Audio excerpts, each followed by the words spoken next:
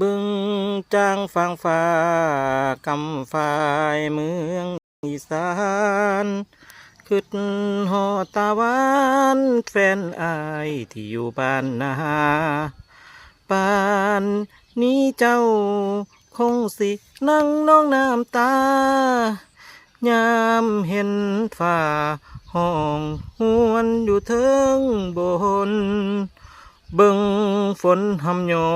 ยแดดอ้อยหอยยามมือแลงน้องคำแพงคือสิกลุ่มใจสับสนถ้าก่อนลาถ้าอายอีกบ่โดนสิกลับมาหาหน้ามนอย่ามองมนเลยหัวใจอายคือทอดน้องคือนางคือทอดพี่บ่อยากจากไกลนี้น้องพี่เป็นห่วงอะไรมาทำงานจ้าง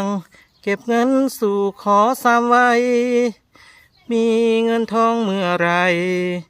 จะไปสู่ขอเอวบางนั่งเบิ่งแต่ฟ้าขี่ฟ้าเงาเรียงรายน้ำตาอายไหลส่วนหัวใจ